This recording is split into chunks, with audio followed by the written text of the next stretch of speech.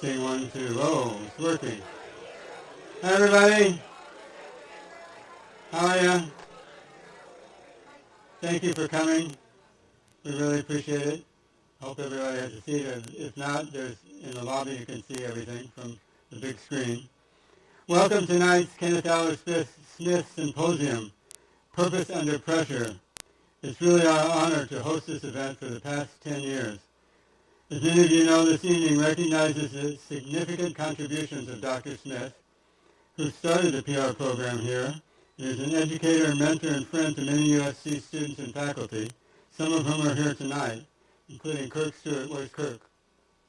And behind him, Glenn Osaki. Stand up, you guys. Come on, stand up.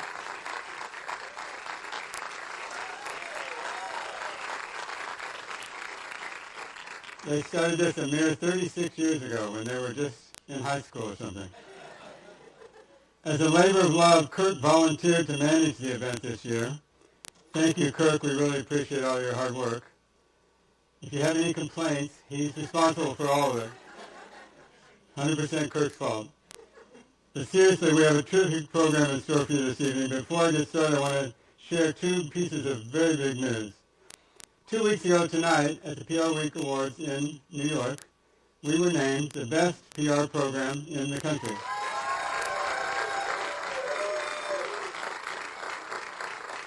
For the second time in 3 years. And the entry this year was written entirely by the students. I didn't even read it before it was sent in. And many of them were on hand to accept it. Isn't that a great-looking group? All in New York.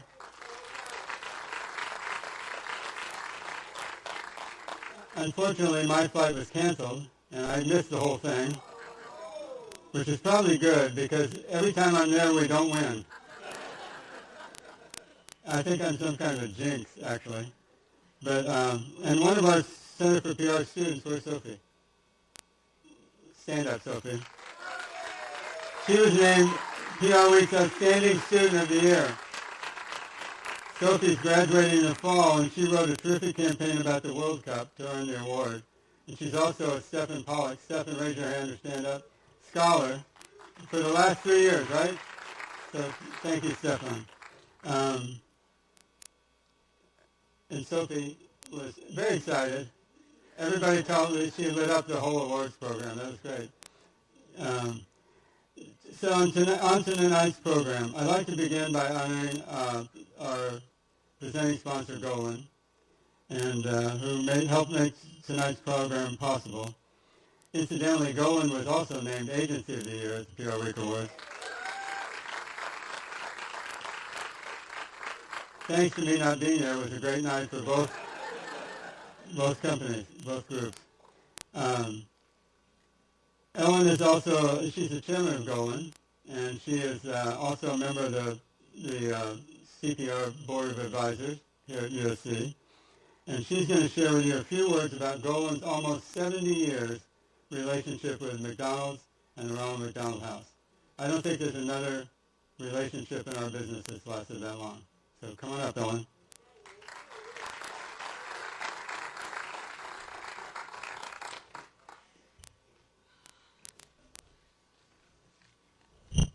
Thank you, Fred. Let's see, where'd you put the clicker? Here it is. Hi, everybody. I am truly honored to be here to celebrate our partners at McDonald's and Ronald McDonald House. There could be no more worthy recipients of tonight's honor. Truly, no one. McDonald's commitment to making the world better isn't new, and it's not a program. It's part of the company's DNA and has been from the very start. Proudly, we've worked with McDonald's since its very, very early days, and it is a partnership that has defined our agency and how we do business. Some of you will know Golin's origin story. Nearly 70 years ago, Al Golin made a cold call to McDonald's founder Ray Kroc when Ray had a handful of hamburger restaurants in the Chicago area. Al told Ray that public relations, including the vital pillar of community relations and community involvement, would help McDonald's grow and prosper. Lucky for us, Ray believed him. The deal was sealed over a hamburger and a handshake, and the rest is literally our history. There are so many examples of McDonald's commitment to community. Here are Al and Ray, and do note Al's brilliant tie. I hope you love that as much as I do. Al and Ray with one Jerry Lewis, who raised billions for muscular dystrophy with the help of McDonald's through his famous Labor Day telethons beginning in the 1960s. That's a long time ago, but the commitment was deep, deep even then. Al was back at Ray's side when the first Ronald McDonald House was opened in Philadelphia in 1974. And Al was a key voice encouraging its expansion across the country and around the world. And now, some 385 Ronald McDonald Houses and 270 Ronald McDonald family rooms operate in 60 countries all around the globe. They provide housing, comfort, and a place of respite for families who need to be near their hospitalized children. Ronald McDonald House changes lives, and it is one of the most effective and admired nonprofits in the world, and we are honored to support it. While we lost Al a few years ago, his commitment to McDonald's and Ronald McDonald House runs deep throughout Golin. As they say, we have ketchup in our veins, and we have Ronald McDonald House in our hearts. Each year, we're proud to field a team of marathoners, 2 are here tonight, to represent and raise funds for Ronald McDonald House at the Chicago Marathon. Some of us support in different ways rather than strapping on the shoes, and we hope that that's okay too. We're so proud of our team and of the cause that they support. So Jon and Joanna, thank you for being here. Thank you for the work that you do for McDonald's and Ronald McDonald House, both legendary organizations and exemplary citizens of the communities everywhere that you do business around the world. So now it's my distinct pleasure to introduce the person who will truly introduce you and lead us in great conversation, and we're excited about it. So I get to say hello to Dean Willow, who has taken this program at USC Annenberg and turned it into something truly exemplary and famous in this industry. It is clearly one of the greatest programs in the world. As a member of the Center's Board of Advisors, I can say that I'm witnessing firsthand her personal touch on the students here and on this program. And I'm really excited that she is here to talk to Jon and Joanna, and it's going to be engaging and fun, and we're all going to learn something really great. So I'm going to turn it over to you, Dean Bay, to get the night started.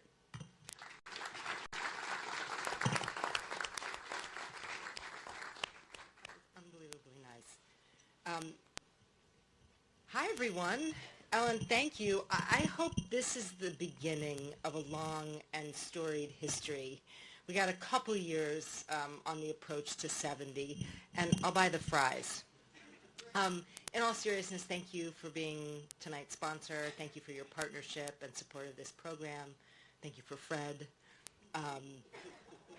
And for the gift of Al on this stage, as I shared before. It goes down as one of the great memories of my interviewing career and certainly of my time here at Annenberg. It's also incredible to welcome back our PR, all of the alums and industry partners and board advisors to the 36th Kenneth Owler Smith Symposium. It's an event we look forward to all year. Fred, I have to acknowledge you and your incredible leadership of our Center for PR. I'm really sorry I left my I Heart PR shirt at home. I thought about making Cheryl switch with me, and then somehow that didn't feel quite right. I know you would have, I know, but it didn't feel quite right. But you know what the center does for the industry and for countless numbers of students is remarkable, and it's an extraordinary point of pride for us at USC Annenberg, and it is truly one of the things that makes us distinct and has generational impact on so many. So thank you. Kirk, thank you for, yeah, absolutely. I know you thanked Kirk for helping produce tonight. He also had to produce the dean, sorry. But thank you for your help with that as well. In a little bit, Fred is going to share the results of the Center's 11th edition of the Global Communication Report. This year's title is The Quiet Shift. And one of the things that Fred will share with you in greater detail is that the report indicates that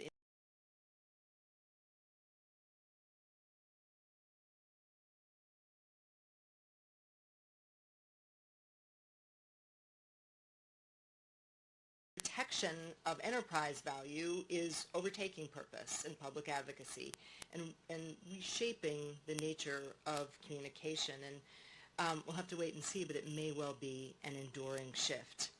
So it's against that backdrop that we award this year's Purpose Award to McDonald's, an organization that is clearly not retreating in its commitment to purpose, as evidenced by its long-standing support of Ronald McDonald House. And I loved, Ellen, you sharing that, all those historic artifacts, those photos going back so many years.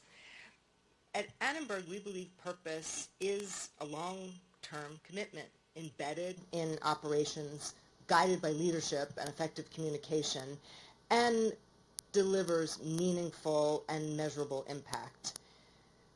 McDonald's and Ronald McDonald House have done exactly that. Ronald McDonald House purpose is beautifully simple: providing care for families with children who are ill and injured. Millions of families have found comfort, stability, and community during some of the most difficult moments of their lives because of the support offered by Ronald McDonald House. So let's take a look at one family's experience.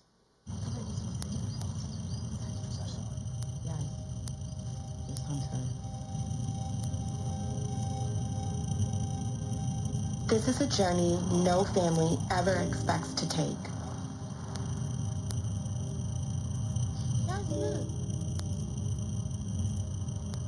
I know because my family has been where you are now.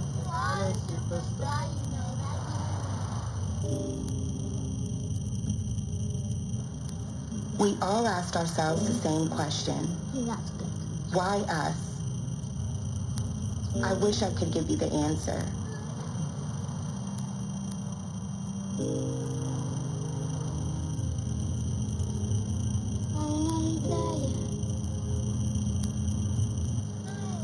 In our hardest moments, we found there was a whole community of support waiting for us.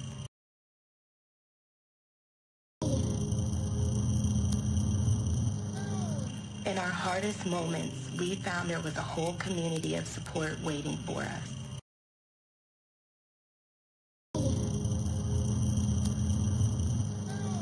In our hardest moments, we found there was a whole community of support waiting for us.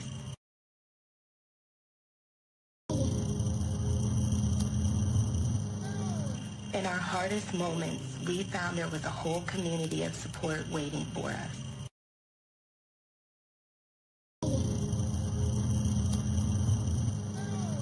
In our hardest moments, we found there was a whole community of support waiting for us.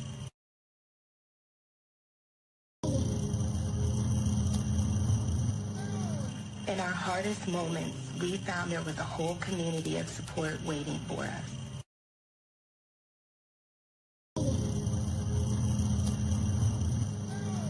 In our hardest moments, we found there was a whole community of support waiting for us.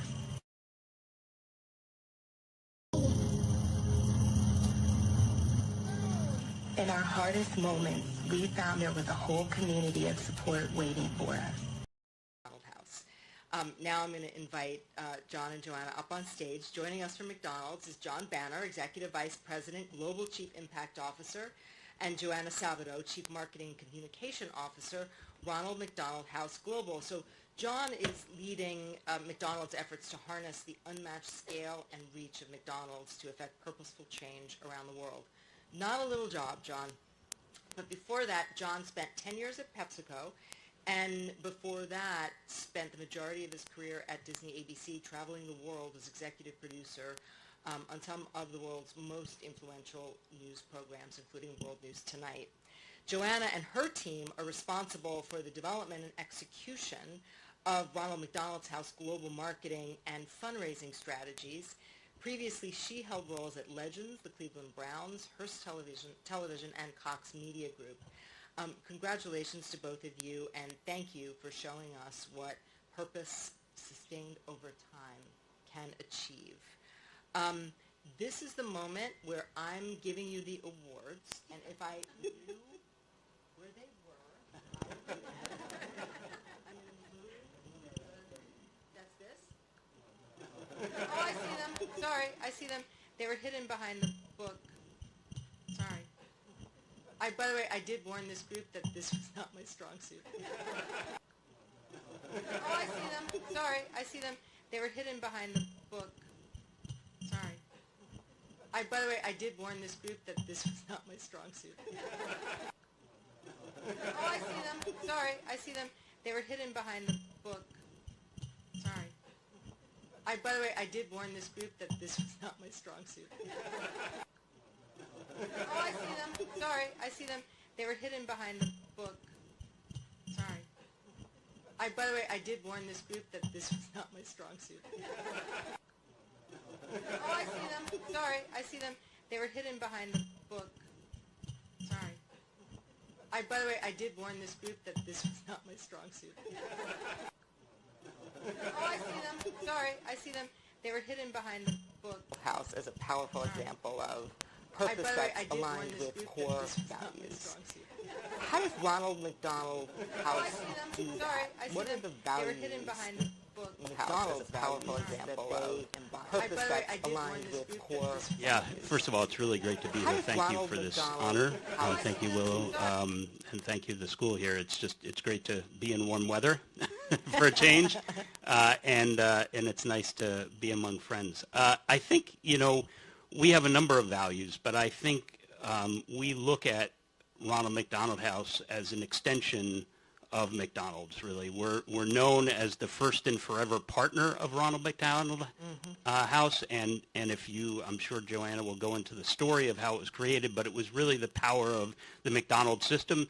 Several owner-operators in the room here are members of their local and help fund and run their Ronald McDonald House. So it's very embedded in the DNA of McDonald's, whereby we're 95% franchised, and the franchise owners are serving on many of the local chapters, running houses, being spokespeople for houses and contributing to those houses. And the other thing is that if you go to McDonald's and you order food at the kiosk, you can round up for RMHC. And you now, thanks to technology and our teams at our headquarters, you can round up on the app as well. That one sort of benefit is going to mean $83 million this year is given over to Ronald McDonald House. $83 million. Wow. And I think in terms of values, clearly family is front and center in everything RMH does. And one of our values is family. And I think it aligns perfectly because there's a real human impact, and you go and visit these houses and you meet the families who are there. There's no other charity that works to solve a real human problem of parents being away from their children when they're getting medical attention, and urgent medical attention. And the solution that Ronald McDonald House provides is very human and very family-oriented, and trying to keep those families together. And there's great research on how that benefits both the family and the child in terms of health outcomes, which I'm sure Joanna will go into. The other thing I would say is community, and the benefits that another value of McDonald's is community, and that's in part because, in the U.S., which is our biggest market, we have 2,300 franchisees, and no one knows the communities better than our franchisees, and how they support their communities, both as members of the board of RMH chapters around the country and around the world, but also understanding the needs of their specific community. So I think there's a couple of the 5 values, 2 of them are focused really solely on Ronald McDonald House. The community piece is so beautiful. Right, for each of the neighborhoods. So Joanna, it is a truly remarkable thing for a purpose-driven organization like this to have endured so powerfully for 50 years. What's behind that longevity, and how has it been so enduring, particularly as the world gets noisier and more crowded? Yeah. I think that if you look at our origin story, Dr. Audrey Evans helped to co-found the very first Ronald McDonald House in Philadelphia, and she had a really profound insight that a sick child is a sick family. And I think that we have really stayed true to that belief over the past 50 years. And I think there is a universal truth in that families, when a family is sick, or when a child is sick, that family is sick. And so I think staying true to that mission over the past 50 years, I think has allowed us to see the success in our growth. I think, and while I maybe have a minute to kind of talk about the community aspect, and just to brag on our partnership and relationship with McDonald's, a really kind of quick, fun story. 50 years ago, Dr. Audrey Evans, who is a world-renowned pediatric oncologist at the Children's Hospital in Philadelphia, would see her patients sleeping on chairs, living out of vending machines, and she thought, like, there has got to be a better way to take care of these families. And she knew that if you take care of the caregiver, it would improve the outcomes of the child. And so she had a patient who played for the Philadelphia Eagles. His name was Fred Hill. And at the time, Fred Hill and McDonald's were partners with the Philadelphia Eagles. And Dr. Evans said, like, is there any way that with McDonald's and with the Philadelphia Eagles, they can, like, help me raise, she needed $25,000 to go buy this house down the street from the hospital. And so, a long story short, the general manager of the Philadelphia Eagles ended up having a conversation with Ray Kroc. They agreed with the local owner-operators to use the proceeds from the Shamrock Shake, a fundraiser that still exists today, and to use money that was raised from that fundraiser to buy the first Ronald McDonald House. And now that that passion has grown into over 60 countries worldwide. And I think because we have stayed true to that belief of helping families, throughout this really, really precious moment in their life, we've been able to just grow exponentially. You recently, as enduring as you've been, you had a little refresh. Yes. You executed a rebrand. Yes. Tell us a little bit about why and how and what impact you think it's going to have. Yeah, so, our research tells us people know who they are, who we are, but you don't really understand what we do. And there is, I think, a couple of misconceptions about the brand.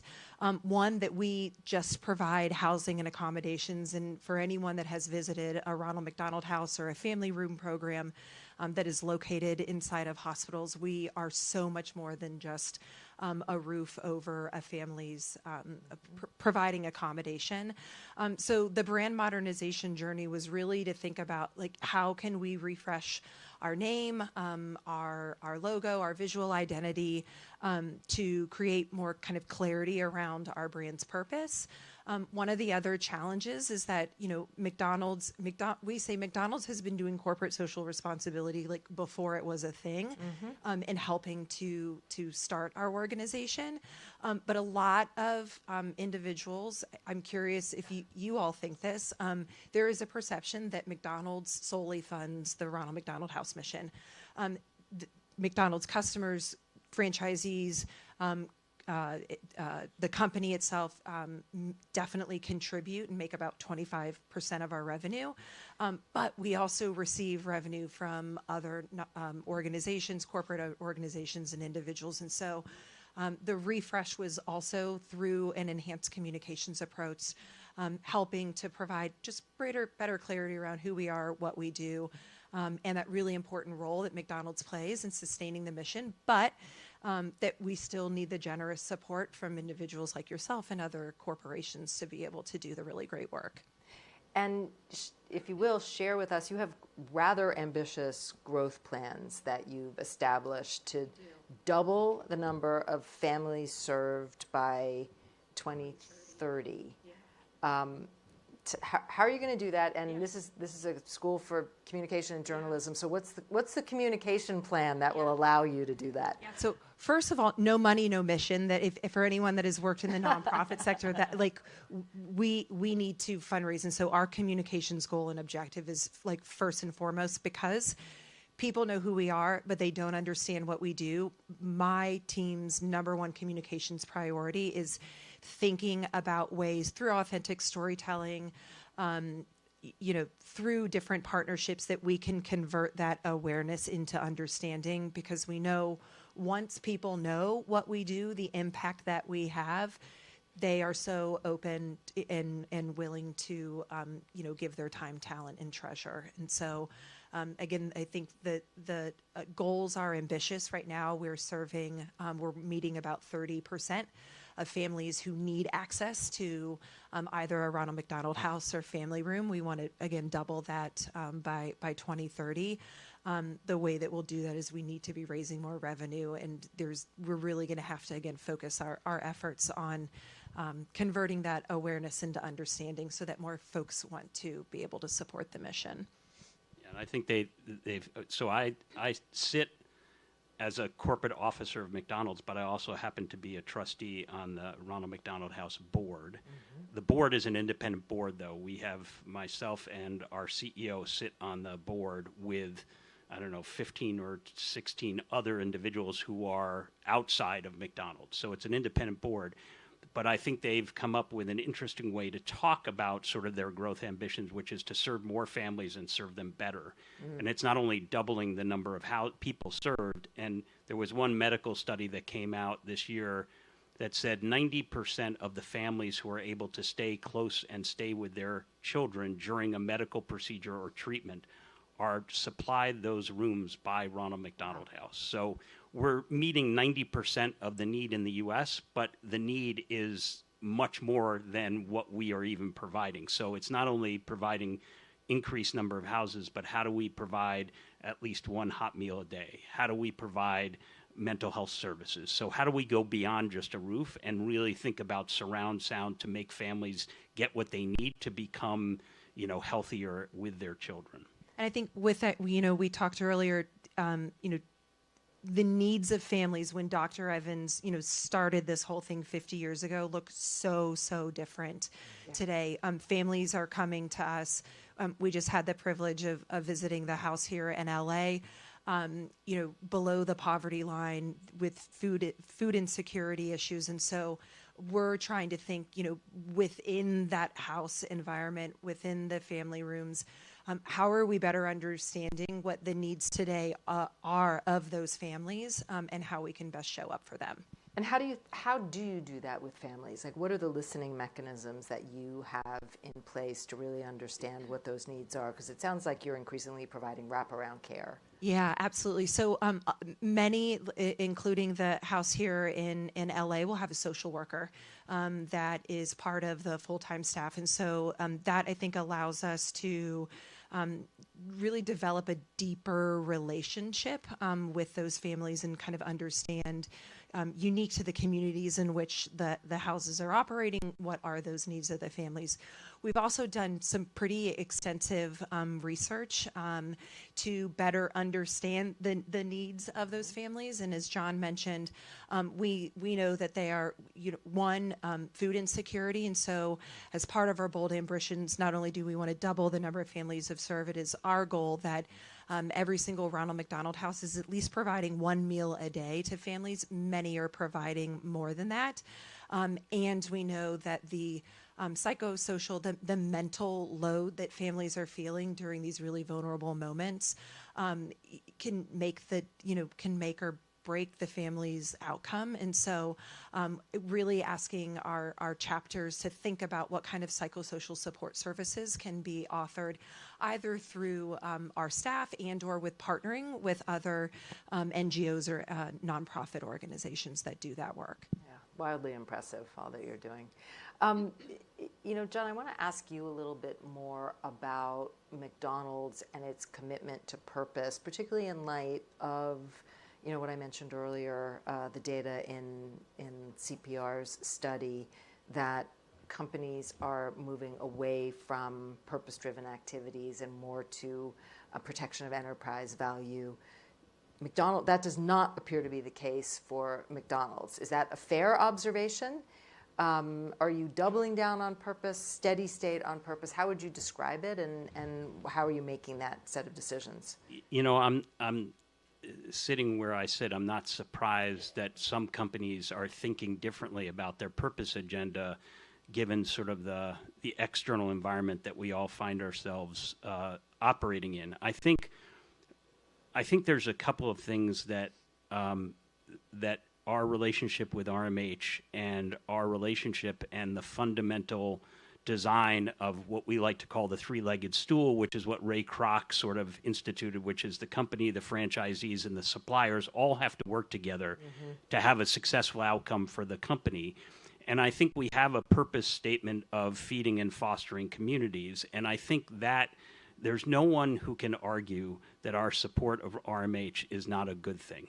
There's no one who can argue that supporting a community during a time of need, whether that be a natural disaster or trying to get people into the workforce, or supporting our crew who through Archways of Opportunity, if you work for 90 days in our restaurants, you unlock enormous educational opportunities for the crew to get educated, to both advance within the McDonald's system, but to get jobs outside the McDonald's system. We like to say, 1 in 8 Americans have worked at McDonald's, and it's sort of America's best first job is what we like to say. And there's many people who look back fondly, who have soared, Jeff Bezos one, Paul Ryan, the former Speaker of the House, another. So these people, the former superintendent of the Chicago school system was a 1 in 8er, and still kept in touch with the restaurant that he worked with, still open, and knew people who still worked at the restaurant when he was in high school.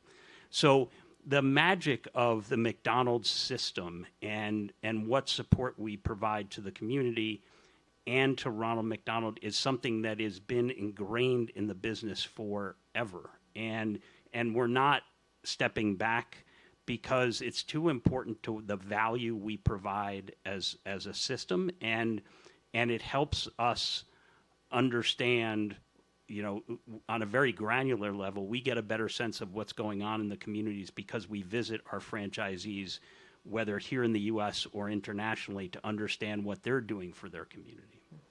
And so your commitment to purpose has not wavered.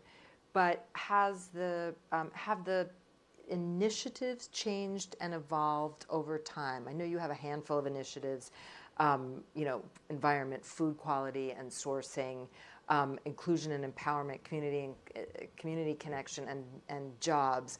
How do you think about the evolution of the initiatives that, again, are the embodiment of your purpose? Yeah, I think if you look at some of those, we think, one of our big values and support mechanisms, focus areas is inclusion, which mean we opened our doors to everyone. And I think that's very sort of fundamental to the way we and our franchisees run our restaurants. And I think so they tend to evolve. They haven't been that way forever. But I think at the moment, right, if you think about that a lot of our protein comes from natural resources, and we need those natural resources to be thriving in order to provide hamburgers and chicken and potatoes for French fries. And so we with our suppliers, just made a $200 million investment in regenerative agriculture in the U.S. It'll cover 38 states and 4,000 ranchers over the next 5 years to try to help reduce the amount of nitrates that are going into ground, reduce the cost of what they're putting in as inputs into the cattle, and then also hopefully help them from a bottom line manage their resources and make them more productive farmers and ranches. So I think those are very fit for purpose at the moment. They could evolve. I think one other thing is we like to have proof points to our sort of, when we look at sort of our initiatives, what is the contributions? And, I mentioned $83 million that Roundup is providing to, or is expected to provide to RMH this year. But, we provide about a $73 billion contribution to U.S. GDP every year. Yeah. We support in our restaurants, our franchisees' restaurants, our suppliers, we support about 1 million jobs every year. We pay a lot of money in taxes, and that that's at a national level, and then we have it divided by local and states. And I think what you see is that when people understand the totality of what a brand like ours is doing and contributing, I think they tend to think differently of the company. And so that's why the sort of focus areas are so important to us now, because in some ways, one of the biggest challenges in corporate America now is prioritization. Like, what do you do first? How do you prioritize your list of to-dos? That's a forcing mechanism for us internally to understand this is what we're going to do, this is not within that, and this is not what we're going to do. So, fascinating in hearing the massive numbers as you quantify the impact of the business of McDonald's, right, on the economy, and on communities. How would you quantify the human and business impact of Ronald McDonald House? Do you both do it the same way? Do you do it differently? I think, we know, we think of, the impact in two different ways, right? And we can talk about the number of families served in terms of the humanity, the very sort of fundamental essence of what RMH stands for. I think there's also a proven sort of two sides of the same coin. The other side is the reputational benefit to McDonald's, that we know that one of the best reputation drivers to improve reputation of McDonald's is by getting closer to RMH. That's through, we talked about the Shamrock Shake and a collaborative effort that's done. We do McHappy Days, which in Canada, in the UK, we just launched one, in Japan, where the business gives a percentage sales on one day to RMH chapters in that country. And so there's a very much a reputational benefit as well as the humanity of providing these services. And I would say beyond, number of families that were served, over the past 3 years, tens of millions of families that we're supporting. We're also saving them out-of-pocket expenses, to the tune of, I think in 2025, $678 million that we've literally saved families that would have otherwise, maybe had to abandon their health care, their treatment for their child because they wouldn't have otherwise had access or to gone without food or some other food. Necessity to your point. So, yeah, I think that Jon, you hit on that too. I want to shift, we have a few minutes left. I want to sort of shift gears a little bit and address some of the questions that I suspect our students might have who want to build careers at the intersection of communication and social impact. How do you feel about this as a career? What are the skills that you think are essential drivers of success, right, along that career journey? And I'm doing the thing that journalists are never supposed to do by asking like a bunch of questions at once. So the great journalist sitting in front of me, Jean Guerrero, sorry. Well, go do those two and then I'll pepper you with a couple more. First of all, this is sort of a second career for me, and I would say it's, I oversee government relations, public policy, sustainability, philanthropy, RMH, our inclusion efforts, and did I say sustainability and global security? And I think the remit that I have sounds kind of lengthy, and how do all those pieces fit together? And it's taken us a couple of years to figure out, actually, when you show up, whether it's to greet a governor who's going to go meet and visit a Ronald McDonald House, or try to help the system with a legislative issue that they have, having all those different pieces under one roof just makes the effort that much more seamless. So I would say it's a great career. Communications and PR is a great career. I've been fortunate enough to be able to work in both. And I think one of the things, I think there are two real priorities that I see as fundamental to the roles that certainly that I have. I think I don't want to speak for Joanna, but one is the ability to write well is still hyper important. And I can tell pretty quickly who's a good writer on my team and who's not. And I think those people who can get more and get more opportunities. So I think writing is crucial, even with AI.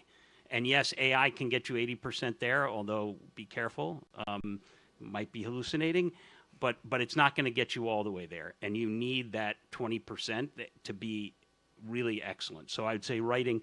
And then the storytelling sort of, and the art of storytelling is crucial no matter what you're doing. If you're a CEO, you need to be able to tell good stories.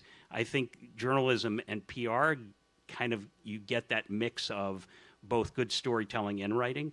And then finally, I think, one of the big things that we talk a lot about in my leadership team is advocacy, and being able to make a compelling case to a legislator or regulator, to a local school board, to a local town council, that you have to be able to figure out how to make a compelling argument. And those 3 or 4 things are critical. But the good news is we have a lot of people come in who are not good at all those, and we can help them and teach them. And it's a great place to work. I'd say I am so lucky. I get to work for an organization. We're a mission-based organization, and so, the work that we are doing is literally helping to save people's lives. I think the advice that I would maybe, offer to maybe piggyback on what Jon said is, I think storytelling is really, really important. And I think right now, we do a lot of research around how we're able to tell our story. And I think, research is only as good as your ability to be able to use it and be able to synthesize it down for different audiences. And so I think I'm always looking for folks, I think, on my communications and marketing team that can, leverage really important proof points and research that we've done in our storytelling efforts. And there's definitely, that's where the art and science, I think, kind of marry together. So I think if that's something that interests you, lean in and explore that. Jon, you've done this work before. You did it at Pepsi, so you've had the opportunity to lead impact work at 2 of our preeminent consumer brands. Is there a sniff test that you would recommend for an early career person who really wants to determine if the place that they're going to work is serious about? Yeah. Hello? Okay. We'll just. Can you hear me? It's back? No. Hello. I'm getting. Yep. Now they're back on. Okay. Yep. Hello. You're back on. Oh, yeah. Okay. We're only a communication school after Yes. all. If the mic doesn't work, it's a message. So I think, when I left the news business, I was not sure what I wanted to do. I went and talked to a couple of people down the road at CBS or CNN, and I didn't want to keep doing what I had been doing. And I think at the time, Indra Nooyi was the CEO of PepsiCo, and she was a visionary leader. And I think what I, there are different, you'll hear different people give you different advice about what to do and how to find your niche. I will just say that purpose is really important to me. And how do you find organizations that have a purpose-driven CEO and a mission as part of their company that tries to do some good in some way, shape, or form. And I think that was kind of my sniff test for PepsiCo. It was kind of my sniff test initially at McDonald's. And I think, most of the, there's certain companies that clearly have gone wrong in the last decade. But I think that most companies have realized that in order to attract employees, they need to have a sense of purpose. They need to have some internal values or DNA that makes them unique. And certainly the culture of a McDonald's is very different than a culture of PepsiCo. And so adjusting to that was an interesting learning curve. But I think that's my sort of sniff test. Mm-hmm. Do you have one? I've got to maybe build on that. It's interesting, McDonald's is our founding and forever mission partner, but we have lots of other corporations that we work with, Southwest Airlines, Coca-Cola, Lazy Boy Furniture, and many will come to us, especially because good is the new cool, I think over the past couple of years. And so we've had to do our own, I think, sniff testing out, if you will, to make sure that, organizations, we know that, you may want to use the equity of the Ronald McDonald House brand to make your organization look good. And so I think some of the things that we look for is, is there alignment with our values? Is there continuity in the families that we serve might also represent their customers? And are they not just getting in the business of doing good because it's the thing to do? And what is their legacy in, wanting to do the purpose-driven work with versus just get on the bandwagon because, that's what everyone, is wanting to do. So, well, maybe we can translate making good cool to making good just the right thing to do. So we should all do it. And thank you all for leading the way. And congratulations on the Purpose Award. Delighted to have you. Thanks for spending time with us.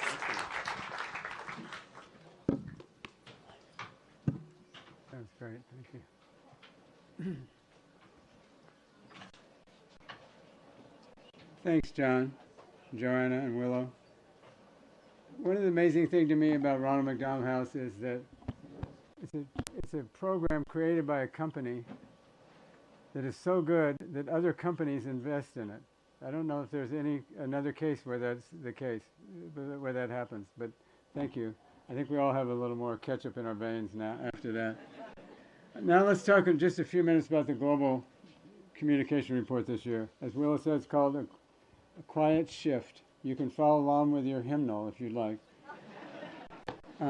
We decided on this topic because there's a dramatic change in the way companies are communicating over the past year, and nobody's really talking about it.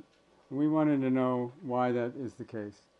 So we surveyed 800 people, PR people, in agencies and in-house. We talked to 1,000 U.S. Citizens, and we also interviewed 20 CCOs at Fortune 500 companies. And I want to thank our sponsors who are here tonight. Meltwater, where's Dino? Is it working on? Dino, where are you? Stand up. Thank you. Thank you. And IABC. Cam, are you here? Is Cam here from IABC? No, I guess. Oh, you are. Okay, thank you. It's not working? No, this one's bad. Okay. I'm just going to go over a few highlights. One of the first things we wanted to find out is the climate. What's going on in our country right now? And we asked PR people what they thought. And the short answer is it's really hot.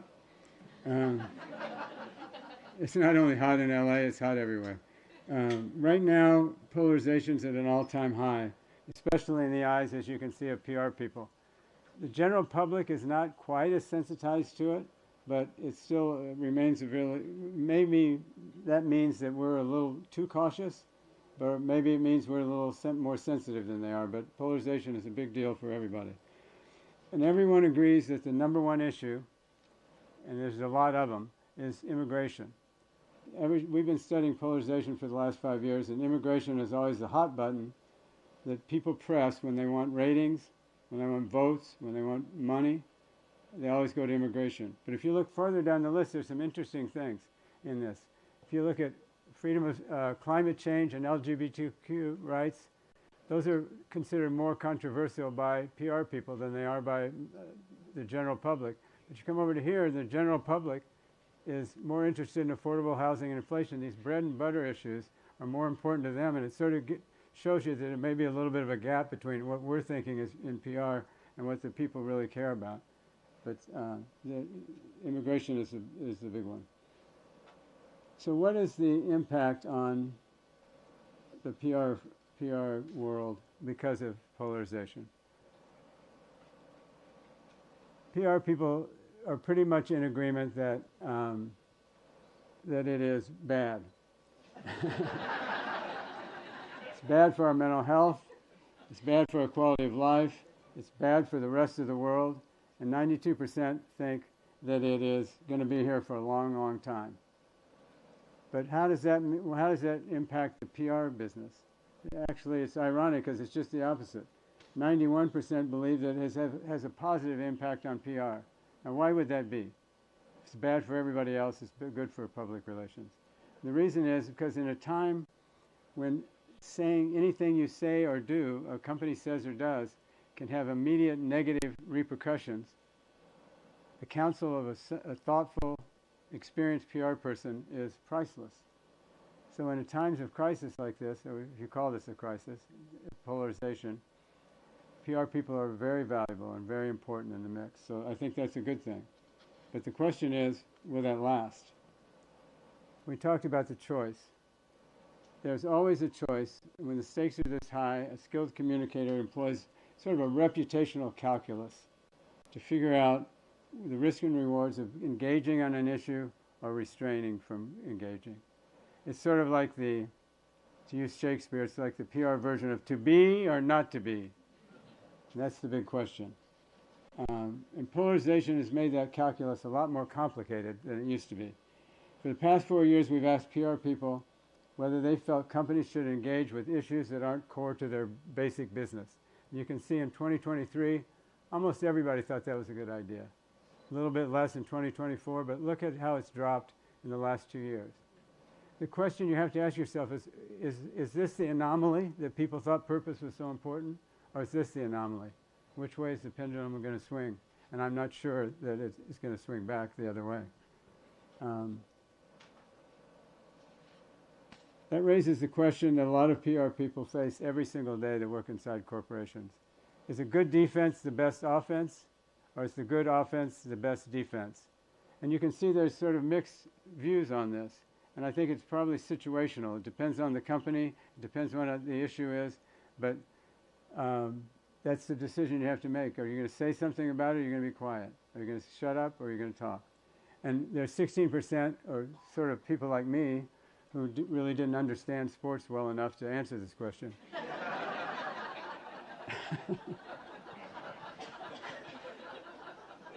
But one thing is perfectly clear. The choice right now is defense. Over the past few years, there has been a quiet shift from broad purpose-driven communications, as Willow was mentioning, to a more selective approach to corporate speech.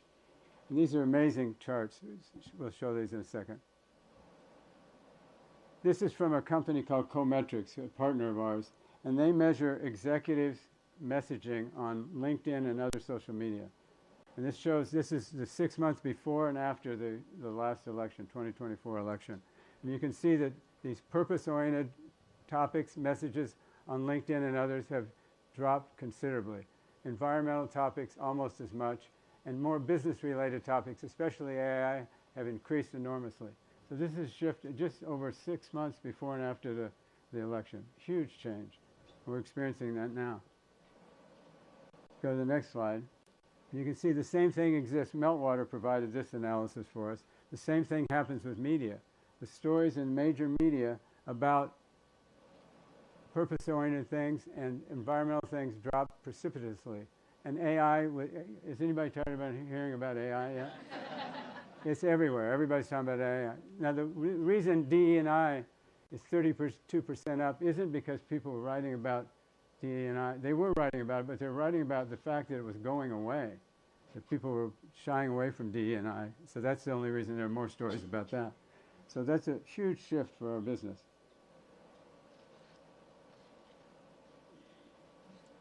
So the final question, I think, I'm going to put this very poetically. Are we the trumpet who leads us forward to do great deeds? Or are we the shield who defends us against those who attack us? And sometimes the answer is both. But I think if we're on the defense, we have to ask ourselves, long term, what does that mean for our profession? So we asked the people in PR what they thought that PR's role was right now and over the next 5 years. And as you can see, protection is the top-rated thing, way more than building the business, which is down here. And it's even more so, if you can see, it's in agency and corporate. Agency is even more in the protection game than corporate. So if we're focusing on protection, if we're playing defense, are we going to have the same stature within an organization as if we're playing offense? Another omen for the future is that we ask corporate PR people whether in the next 5 years they were planning to restructure. And 2/3 of them said the answer to that was yes. And which is evidence of the dynamic change taking place in our industry and our ability to adapt to it. And that change is going to be more about crisis management. It's going to be more about government relations. In terms of audiences, the government has become the most important audience for communicators, much more so than employees and consumers.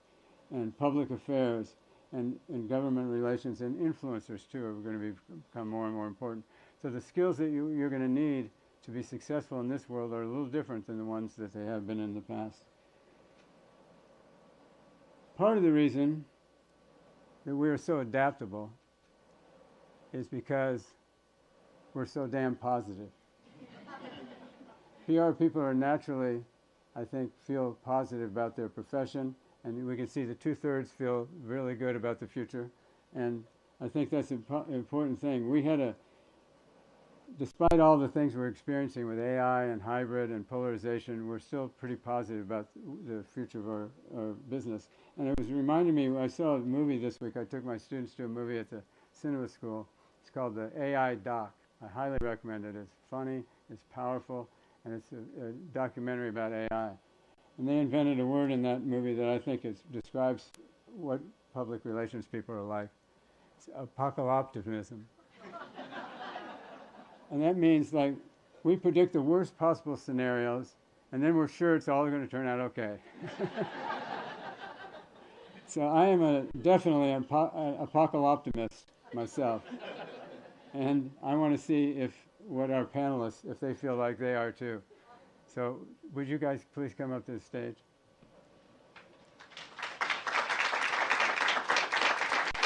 Try to say that 3 times. Apocalyptimist. I'm doing it. Want to try it? Ron can say it. Ron wrote it out on my cards in sign language, phonetically. Willow mentioned Jean Guerrero. Jean, thank you. Jean is going to moderate this discussion. She's a visiting professor of journalism at USC. She's an Emmy Award-winning investigative journalist and the author. Where's her book? Oh, I left it down there. Author of a book about Stephen Miller called Hate Monger. Thank you, Jean. She is currently a contributing opinion writer for the New York Times and a former opinion columnist at the LA Times. She started her career at Wall Street Journal and Dow Jones Newswires. Jean is joined by start with Dave. Dave Tovar. Dave's currently the executive director of corporate communications at Ford Motor Company, but he has worked for almost all of the biggest brands in America: Walmart, Sprint, McDonald's, Kraft Foods, and he is an expert at corporate communications and all those jobs. Thanks, Dave, for coming out. Next to him is Janet Clayton. Janet Clayton won 2 Pulitzer Prizes as a former editor of the Los Angeles Times. She is also the former chief communications officer at Edison, one of the nation's largest utilities, where she served on the company's 8-member executive management team. She's currently a senior strategist at Vectus DC, and she's a member of the Board of Advisors along with Dave and Bill. Bill Amata is a longtime friend of mine. He's the founder and chairman and chief connectivity officer of the IW Group, an advertising, marketing, and communications agency focusing on the multicultural markets. And Bill, how many years have you worked for McDonald's? 32. 32 years, almost half of what Golin has.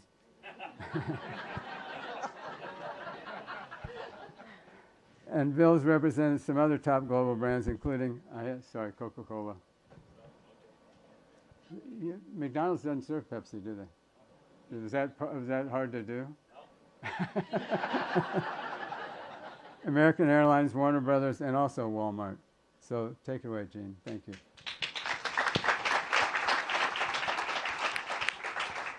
Great to be here with all of you. Can you all hear me? Okay, great. It's great to be here with such a great panel. So I've been covering immigration my whole career, which is one of the most controversial issue, as we saw. So I'm biased. I believe we really need a counter narrative on immigration and so many of the social issues that we're seeing an abandonment on. As Fred was talking about, the data shows that support for companies engaging in social issues has dropped from 89% in 2023 to about 55% today. And as Willow, Dean Bay was saying, the era of overt, purpose-driven corporate activism is, or at least it seems to be fading.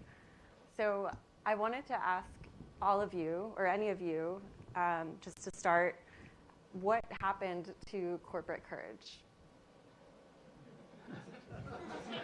You want me to go? Sure. Happy to start. Hi, everyone. Great to be here. Excited to be back on campus. It's been a little bit. I've been involved with the school here for, 8 or 9 years now. And I love being on campus and being with all the students and the environment that you get when you're on campus like this and you get to talk about these types of things. So thank you. Look, Fred likes to invite me to these things because I tend to be a little controversial. But I think that's kind of what the dialogue should be about. And I think that's part of the things we're missing a bit in this country. And so I'm going to say one thing to start and get this kicked off. Some of the people who filled out these surveys that Fred and team interviewed are the very people who created the push for companies to take more positions on purpose. And what happened was, it became a big fad. People started moving in that direction. And unfortunately, companies took positions on things that were outside of what society deemed they were allowed to take a position on. And so I'll use 3 examples. So as Fred said, I've worked for a few companies in my career. And 3 of them were most recently listed as 3 of the most iconic companies by Time Magazine. There was a recent study that came out. They surveyed 11,000 people, and Ford was the #1 most iconic company on the list, which is great because that's who I work for now. Walmart was #4, and McDonald's was #6. And what is interesting about those 3 companies is their purpose is very clear, and they don't stray from it. And when you know who you are and you know where you should play and where you should not play, it helps give you that guidepost. But in working at those companies, from the second you walk in the doors, you feel Sam Walton at Walmart and his vision for that company and how they democratize low prices. And it's part of their DNA. It's who they are. When you walk into the headquarters at McDonald's or in any of the restaurants, you know what Ray Kroc and that team was starting, and that still exists today as a company. And same thing with Ford. Henry Ford started Ford Motor Company in 1903.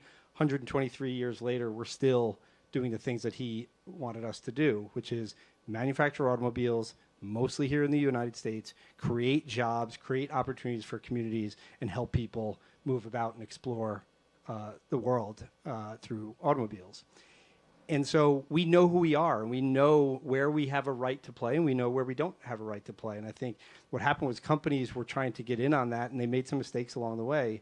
I think that's hurt them. And so when you're seeing now some of the people saying, well, now it's better to be silent, because they feel burned by what happened over those last few years. And I think the companies who know who they are can stay that course and can ride through any turbulence that they might experience. So you're saying it came across as maybe inauthentic to the public, that these corporations getting in on a lot of to some companies, yeah. Interesting. Do you guys have anything to add on that? Yes. Corporate courage. Honestly, how much corporate courage existed in the civil rights movement? Was any major corporation saying we support black people having equal rights? They weren't.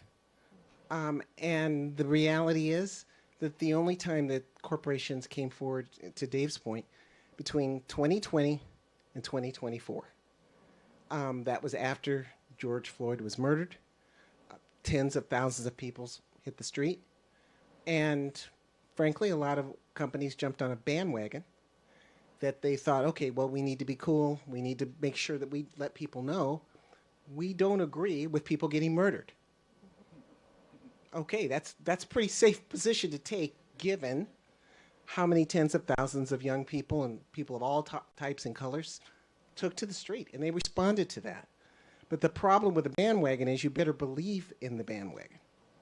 And as what we saw at the beginning of 25, when the current occupant of the White House made DEI illegal, well then, what would we really expect corporations to do? Except to go safe. And there are still things that corporations obviously support. Pets are safe. Disease of children is safe. But the reality is that there's not a lot of things that corporations do now in an overt way because they're in business. And I do understand that. Bill, I want to just follow up on that question, specifically when it comes to PR, which is increasingly operating as a shield and to protect corporate reputation rather than as a so-called trumpet to build and to advance reputation. So what we're seeing in the report is that risk aversion is overtaking this bold storytelling. And what I wanted to ask you, Bill, is if you see that kind of strategic silence as a form of complicity, and what message that approach is sending to students and to young generations who are pursuing this as a field.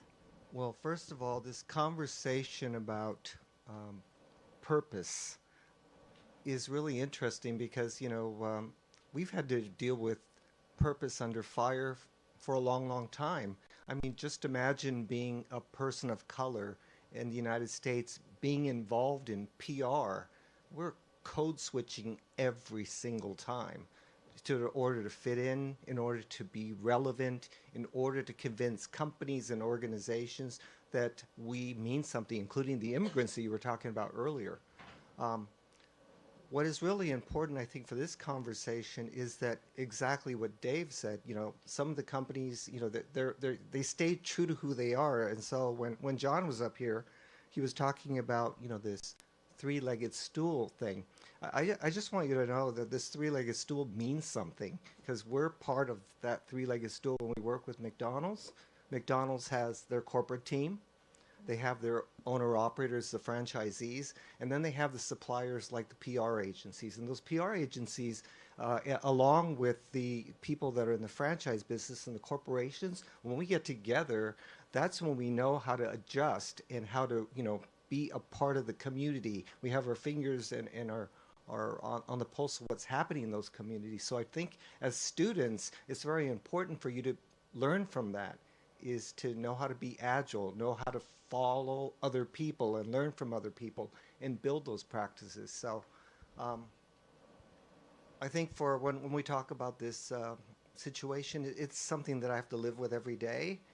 And I think that for the young people out there, especially people of color, we have to also focus on how we adjust and adapt as we go along. So, and on that note of adjusting and adapting, I wanted to ask all of you if you could share a little bit about what purpose under pressure looks like for you in this moment, not as a branding exercise, but in practice.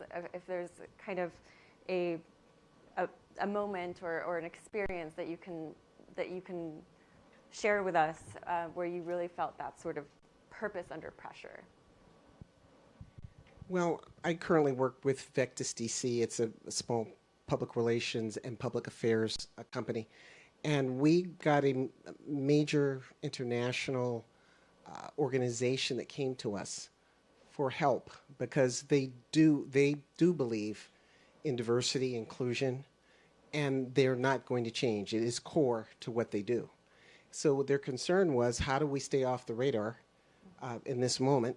Because we're not going to run away from who we are, but we are not interested in attracting attention or becoming a 4 a.m. tweet. And so they hired us to help them navigate. And so what we did is we sat down with them, we sort of talked about, okay, what's really important to you?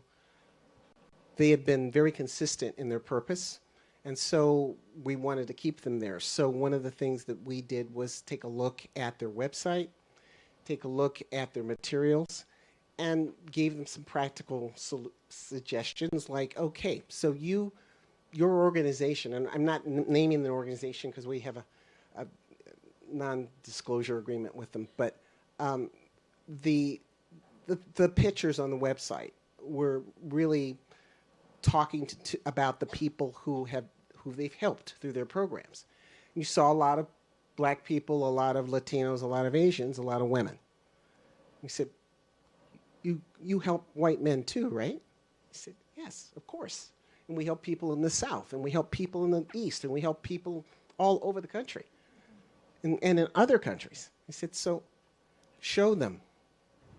Let's see the pictures of all those people you're helping, because you're actually helping everyone. Right. But if I looked at that and I knew nothing about you, I would think that you're focused only on the people you're picturing. And so it was a small thing, but again, tell your story, tell your full story. And so that's how I think Vectis was able to help them. Fascinating. Yeah. So that's kind of a way of approaching the polarization that we're seeing by trying to branch out in terms of the inclusivity that we're showing. Opening the aperture. But I feel like we talk a lot about storytelling. Storytelling is important, but if we're going to be good about telling these stories, we have to find the intersections that we have with everyone's story. So every single person in this room, like each of us, have a story that's unique to us. We have lived experiences that are unique to us. But the best way to kind of deal with purpose and to address it is to share those stories and find the intersections that we have with one another. So one thing that we did early, and I think this is what PR people do well, is that we think about the challenges in the future and we plan for them. We look at what the trends are and we analyze them. So one of the things that Walmart and McDonald's just did is, after we talked about this 10 years ago, they created a Chamber of Commerce that focuses on, specific issues, specifically for Asian Americans, Native Hawaiians, and Pacific Islanders. But they wanted to make sure that this organization would cover all points of view. So it has Republicans and Democrats and people that are independents. This was planned 10, 12 years ago based on the stories that they heard, based on the trends, based on what could happen as things switch back and forth. And so keeping in line with the purpose that these companies had, they worked with the agency to pull these things together so that we could plan ahead for these contingencies. But now we want to not only tell the stories of all the people that are impacted by what's happening in the world today, we want to make sure that those stories are amplified from storytelling to doing to living. Right. And Dave, in the same vein, a limited number of the respondents actually placed a significant responsibility on large public companies for reducing polarization compared to political parties, for example, or elected officials. But you clearly still think I think you still think there's a role for companies to play. And so I'm wondering how you're adapting to this moment, how an example maybe that you can give us of how you've continued to try to push for a sense of purpose while acknowledging the context that we're in. Sure, happy to take that one. Look, I think Ford is a $200 billion company. I don't think we have the right to not, have a point of view on certain things. The impact that we have on the world, the people we employ, the people who are in our supply chain, the people who drive our automobiles, they expect us to have a responsibility on certain things like that. And so that's the way we look at it. But I'll go back to what I said, in the very beginning. It's knowing who you are and knowing, where your lane is and what you can talk about. And so, look, in the last year, there's been a lot of impacts on Ford through things like tariffs, through things like EPA emissions reforms that have all been coming out of the White House.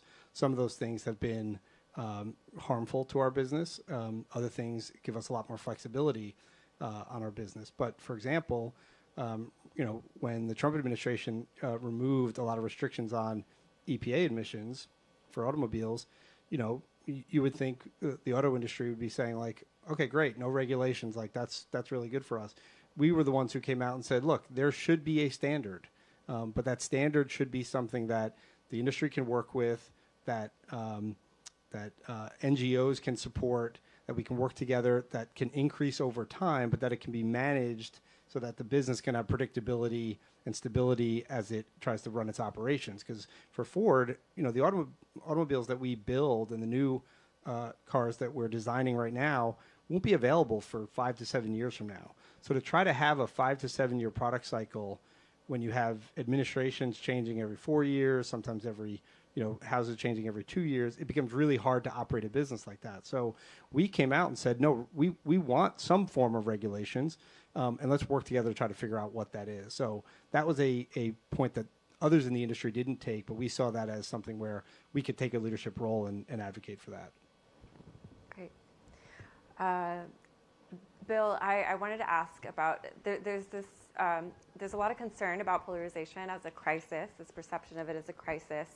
But as Fred was talking about earlier, it also presents an opportunity potentially for people in PR. And so I wanted to ask you, there is a lot of concern among agency professionals when it comes to polarization, more so than with in-house teams and more so than with the general public. So, I mean, are agencies out of touch with the public, or are they providing? Are they responding to clients and consumers' actual needs and expectations? I actually think, to answer your question, there's been a number of surveys. So USC did a survey earlier with Zeno that talks about who feels like they're the most informed public. And if you look at the generations, the millennials, the Gen Zers, the boomers, and the Gen Xers all say that they are the most informed. Our recent survey on civility that we did, 3,000 people across the U.S., who is the most civil? Millennials said that they're the most civil. Gen Z said they're the most civil. Boomers said they're the most civil. Gen Xers said they're the most civil. But when they think about the public, they believe that the public is not as civil as they are. So I actually think that, of course, some of the study is important. We know that immigration is a hotbed issue. We know that it's going to create issues each and every year. But if you were to take that survey 6 months from now, those things are going to shift and change. And one thing that I think PR people do well is that they keep an eye on those shifts. Because what is popular today, 6 months from now, it's going to be a completely different issue. And so one thing I like about PR people, both the internal people and the people that are external, is that we're paying attention to what's happening. We're reading the news. We're paying attention to trends. We're talking to our owner-operators. We're talking to the other suppliers. We're talking to the people that are customers. And so we have an idea. So I think that that's something that makes us in a better position to know, because I actually don't think the public knows sometimes. That makes sense.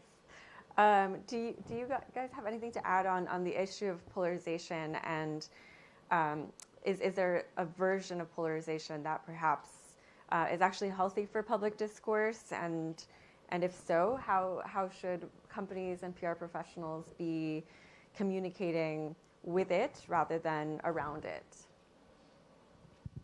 Well, as I grew up in journalism, so the word polarization to me is just kind of inherently negative, the word itself. But I would say that one of the things that I think we should get back to is something that Dave said, which is when I was running communications at Edison, one of the things that first things I wanted to do is to make sure that the company's purpose was aligned with the things that we were supporting.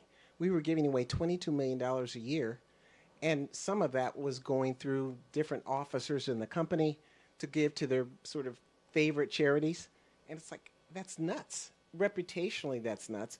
And so when a company knows that what it stands for, we realigned and went from just sort of general giving to energy and environmental focus because it was a utility company, and education. So I think if we don't have to, whatever's happening in the country right now, if companies and people and individuals know what they believe in and know what they stand for, and try to make choices that make sense, then I think people respect that.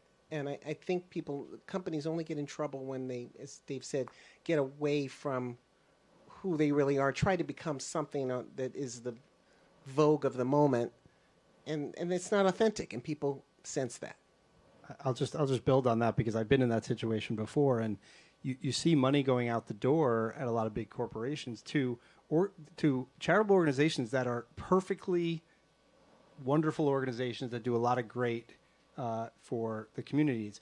However, if it doesn't fit with the purpose of the company, then that's when you can get into trouble. And so what I always advise, especially when I'm talking to students, is have a really clear strategy, what your purpose is, what you're going to do, how you're going to give back to society through your products and services first and foremost, and then other things that you can do beyond that, because it also gives you the ability to then say no to things.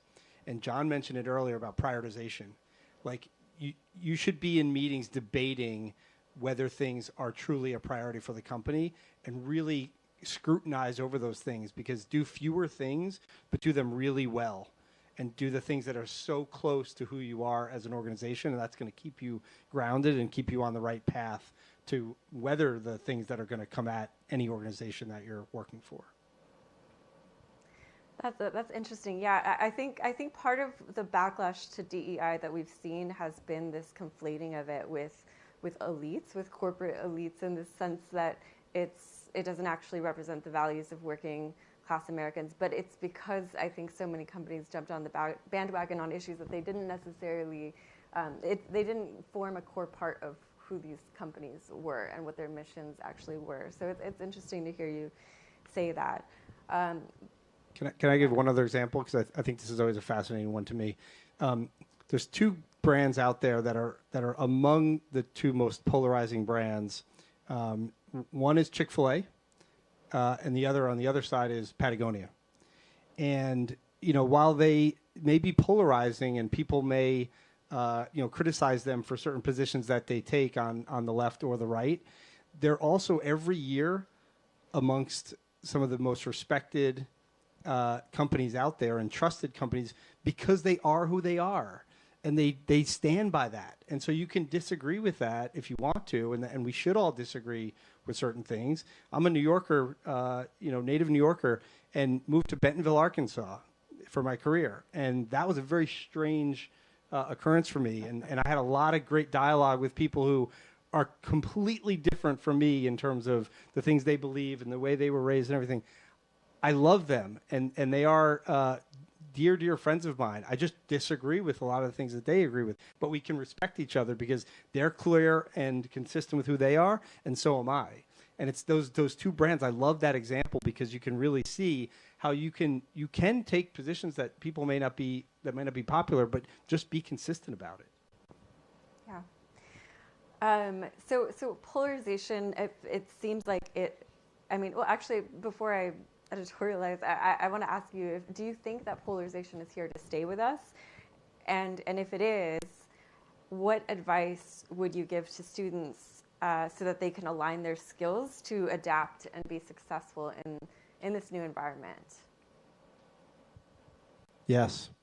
It's here to stay unless social media goes away, which I don't see that happening anytime soon. Because if you think about this, it's another example I like to use. Taking positions that are extreme or trying to stand out in the crowd is not a new phenomenon.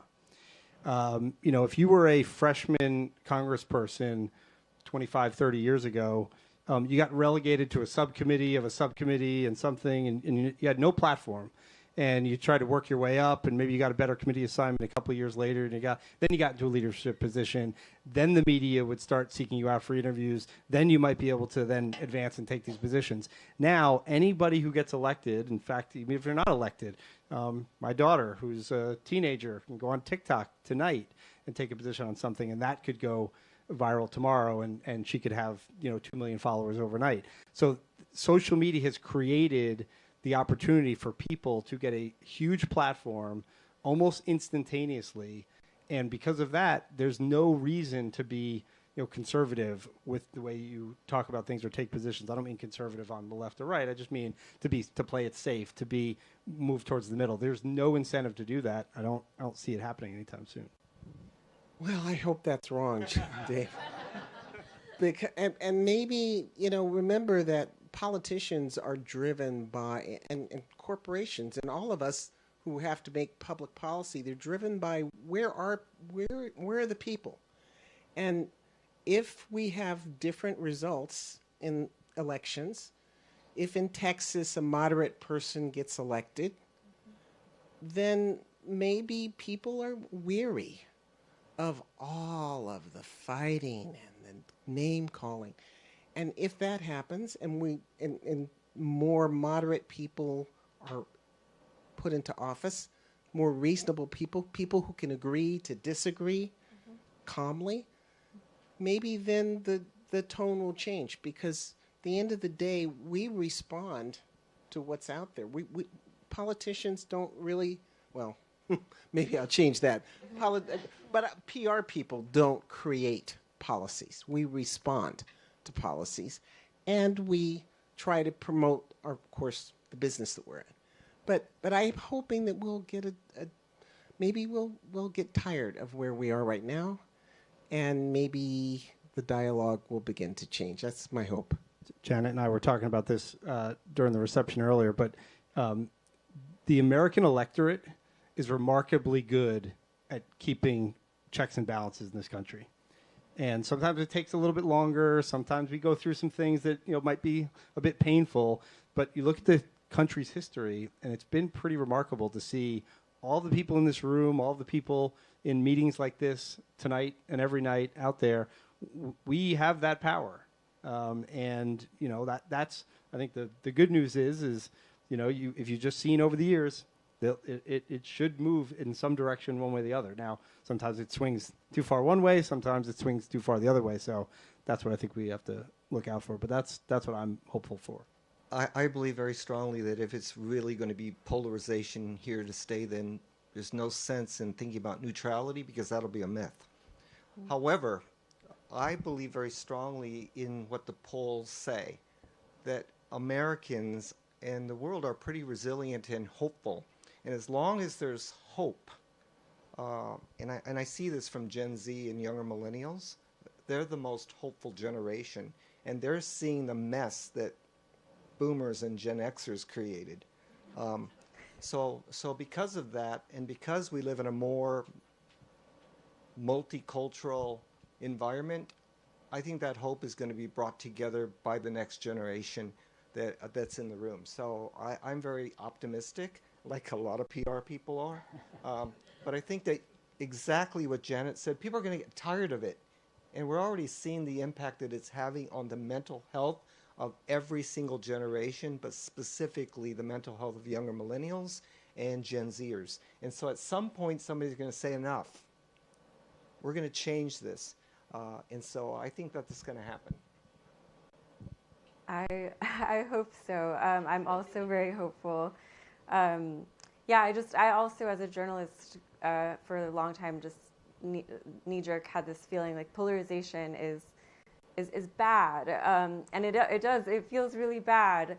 But I was reading Martin Luther King Jr.'s letter from Birmingham jail, where he talks about this constructive tension, this constructive conflict being necessary before you have real progress. And so he kind of embraced a type of polarization. And I wonder and I hope that we're moving through that as a society together in this moment, and that the people in this room can be a part of helping, whether it's loudly or quietly. And so before we might have time for a super brief Q&A, but really quickly I wanted to ask all of you if you could synthesize in a very short way just how this situation that we are living has changed the way that organizations communicate internally and externally. If you could just kind of synthesize for us what the change has been from your perspective. Well, I would just say that one of the things I hope we've learned is that internal and external communication have to match up. You cannot say as a company we're all for X, and then internally not make that real for your employees, because the employees will not take it anymore. They'll go public. They'll tweet about it. You've got to figure out what do you stand for, and then you have to be consistent with both external and internal. I like that. Yeah, I think, the companies I've worked for, it's really become clear to me that one of the biggest roles we play is around stakeholder management. Because for a company like Ford, McDonald's is no different, Walmart, others, you have many stakeholders. You have, your customers, you have your employees, you have investors, we have dealers, you have your suppliers, and, oftentimes decisions you make, the chances that you're going to get it right, 5 for 5 among all those audiences, that they're all going to be supportive, they're all going to love that decision, it's rare. And so inevitably you have to, make some decisions, and those are very difficult decisions to make. But I think what you're going to hear consistently from all of us is, be thoughtful about those decisions, truly listen to those stakeholders, hear what is on their mind and, what's bothering them, and try to come up with, try to constructively engage with them in a way that's going to try to come up with solutions that are workable for everybody. Be open-minded about, what solutions you might not have thought about had you just rushed to, a decision immediately. And if you do that, even for people who may disagree with the decision you've made, hopefully they will respect the process you went through. They'll felt like they were listened to, they were heard, and they'll want to continue to partner with you and believe in you. And if you have enough of that equity built up because you were consistent, because they know you go through this process, then that's going to help any company, deal with some bumps along the way, which are inevitably going to happen, and they'll still want to work with you or buy your products or come join the company or supply for you. So yeah. We talk a lot about protection, and there is a move toward protection, right? We want to protect what we have. We want to protect companies. But I actually see it a little bit differently. I actually think we want to keep people safe. We want to keep our companies safe. We want to keep our organizations safe. We want to keep our stakeholders and employees safe. So that provides an opportunity to create these safe environments, and it starts with the top of all of our organizations, is to create this opportunity where people can be heard. Exactly what Dave said when we were looking at some of the research. People sometimes just want to be heard. We don't need to weigh in and say we disagree, and just hear me out and let me tell you what I'm thinking and feeling. And I think when we do that and create those safe spaces, we're going to actually kind of close that gap, with what we're talking about now. But I also wanted to say that as we create, it's always good to have some tension, because you look at the history of our country and the history of the world, there's always some conflict and tension. If we do not have some of this tension in our companies and our organizations in our country, we're not going to innovate. We're not going to be able to hear an idea. And we've got to be able to create those spaces so that we can hear these great ideas, even if we disagree. And that's going to help us move forward on a lot of fronts. So not retreating from conflict altogether. We should not retreat from conflicts, but we should celebrate when we are wrong. We should celebrate when we're learning something. Even if we don't agree, we're hearing a different point of view, that's okay. Because there might be some value in that idea, and we move on that idea and make it better. Or we talk to people about these things. And so if we get to a point where we actually celebrate our differences that make us unique in our own stories, then we're going to be in a better position to deal with some of the challenges we have. I like that. Do we have time for a question? I think no. Okay. Well, Ron, we don't. I will. Okay. Does anybody have we have time a very for a couple. quick question. Anyone?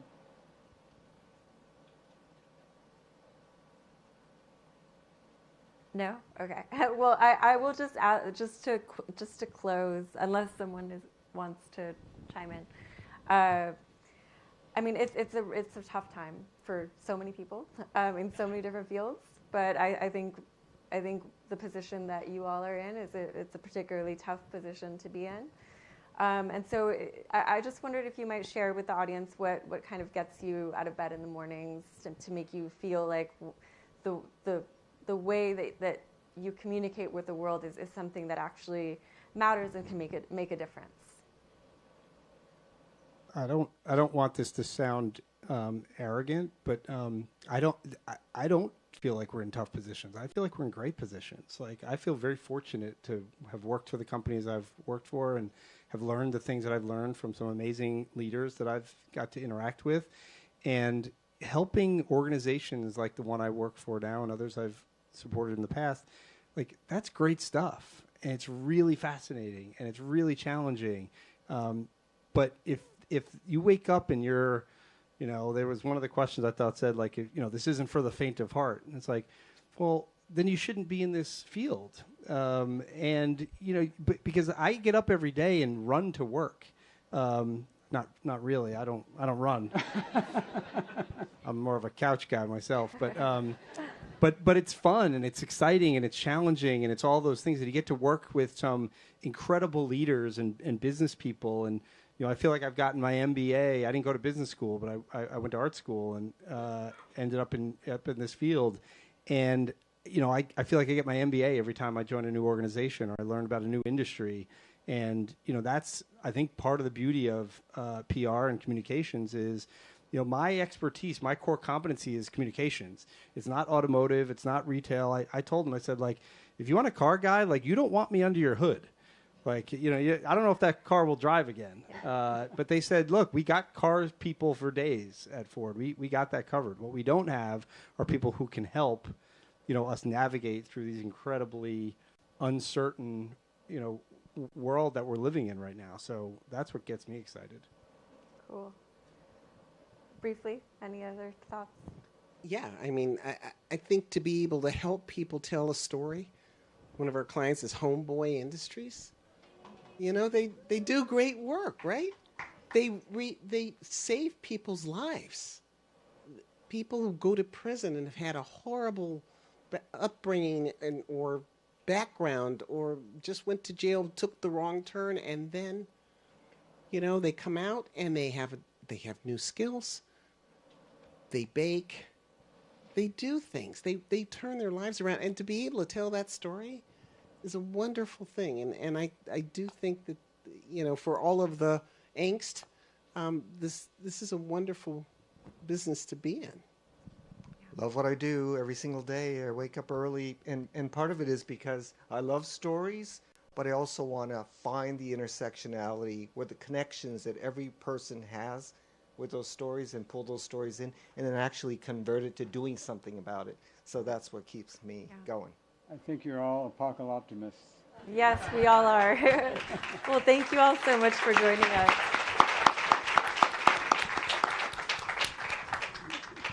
Thank you, panel. That was great. Thank you, McDonald's, for being here. Thanks to all of our sponsors, Golin, Meltwater, and IABC. Thanks to Kirk. Any complaints? No. Thanks to Kirk and Ron and all the students that helped put this together. We really appreciate it. Thanks to all of you for coming. We really appreciate it.